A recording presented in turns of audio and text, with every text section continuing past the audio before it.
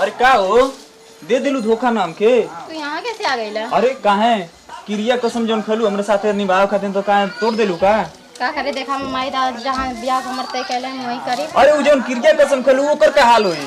अरे उ सबे अरे आई छोड़ झारल ओरल ठीक है ना। आई चलो हमारे साथे। देखा जबरदस्ती मत करा हमर माई दा जहाँ शादी कर। अरे तोर माई दा हमसे प्यार कर ले रहा कि तू हमसे प्यार कर ले रहलू। अरे हमसे जन गलती भइल तन हो गइल। अरे कैसी गलती भइल बात माना। अरे हम माने वाली बात ही है। हाँ 6 साल से तो उससे प्यार करके आज छोड़ देबू हम क्यों ने घाटे लगब जाके। का करी हम माई दा से कहनी और माई दा ना माना था। तू अपन माई दा से ना कैसे करो लोग हम दिन से प्यार करी ना। तू जा जाके ना कैसा कहत हो तू ही जा। हम तो अपने माई दा से कहले लेकिन तू कहलू कबो कहानी हमर माई दा ना माना था। काहे ना मानो लोग तो ना मानो तो हम बरिया से लेके जाई। ऐसे कैसे बढ़िया से लेके जाइबा ना मानू बतिया हमार नहीं देखा चल जा। अरे कैसे चल जाए प्यार से समझावे चल जावे के गाँव ना। अरे प्यार से चल तो ऐसे तो हम तो कहते हैं कि हम तो से बहुत प्यार कर ले अब के तर बताई सीनो फाड़ के दिखाई 6 साल से प्यार कर ले का कोनो झूठ है। का करी हम तो ना चाहते लेकिन हमर माई जा। अरे तोर माई बाबूजी जान के का करिए ना जान के का करिए हम तो बहुत तोरे बिना नम रह ना पाए। माना हमारे बच्चे के सीरियस कुछ ला हमारी दिल के मजबूरी समझा। अब इतना दिन से प्यार तो से कह के अब हम क्यों ने और लगब ना मनबू ना बतिया मनबू। अरे मान जा तू अरे बेगर हम ना रह पाए। हाथ गोड़ जोड़ते हैं चल। अरे हम तू अरे हाथ गोड़ जोड़ते तो अरे माय जा के भी जोड़ ले लेकिन तू मान जा हमारे बतिया के मान जा। हम हाथ को तोड़ देते हैं भैया बाबूजी देख लिया ना तो बहुत बवाल। अरे देख बवाल तो होखा ही के एक दिन ना एक दिन। अरे कौन अरे अरे तसे कहत रहनी है ना कि चल जा। तो के हम कई दिन तक भइली कि तब बहुत आवत जात रहले है तहे गड़िया से आवत जात रहले का ये रहल का रे। हां बाबूजी ये रहने काहे का करे के ये आवा ना जा सुनबे रे ए तो तारे त नहीं हाय देख मैटर फसल है करे अभी भेटा गल रोज ये चक्कर मारत रह। अब हम खेते गोड़ के तोनु का रे आई के ई कमन है साला ऐसे पूछ का है कौन रे कौन है हमारा दोस्त है भैया। दोस्त के नाम लेके हमसे 6 साल से प्यार कर ले शादी कर खातिर धोखा दे दे तू। अरे साला मर मर अरे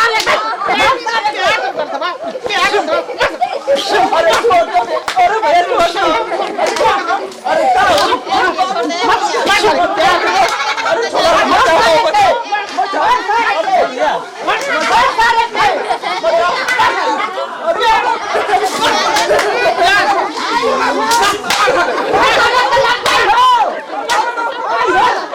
मान जाओ चाचा। अरे भैया छोड़ दो छोड़ दो बताओ का बात है बता। अब हम फेरा लगाइबे। अरे नहीं हो गया ना कहीं भाई का अरे हमार कोनो गलती ना सब गलती तो इनका का का बोला का कैसे अरे है हमके प्यार के धोखा दे बारी तो हम कैसे दे तो मानी। कैसे तई आए हमरे द्वारे अरे बलौली तब नहीं ली। अरे बोली का बोलौला नहीं ले भैया हम मना कहना सही सही बताओ सही से बताने के भैया देखा हम माई बाप जहां हमर ब्याह। अरे कैसे करिए जब 6 साल से हमसे प्यार कर ले। अरे बात दूर बात तो दूर अरे का बात है भैया हम इनके प्यार से समझाने के सब बोलौले ना लेकिन हम बोलौले ना बलौले रे भैया बलौले रे ना दुर्वास निकाल दे बोलौले लिया ना बोलौले ना चोरो बैठी है क्या कर दी मारे के ओके मारा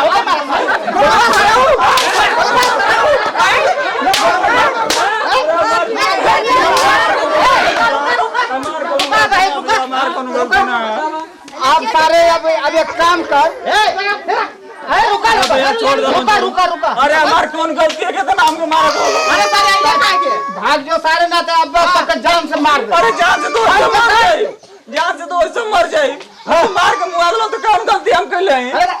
अबे ये बड़ी गलती कर मार आता है पहले लिखा आज के बाद अगर तू नहीं साथ हुआ बड़ी बड़ी मारना तो गुत्ते चक्कर मारबो हैं जरा के मारता है के पहले बोल भी आप ना ना अरे भैया ओके मत मारो हम बता रहा हूं मैं। एक मार अरे सारे के भाई हाथ लगाओ सच्ची बात अरे सारे तो बड़ा फट गया सारे का कर ज्यादा तो फट जाई अच्छा अब ये काम कर भाग जो जल्दी भाग सारे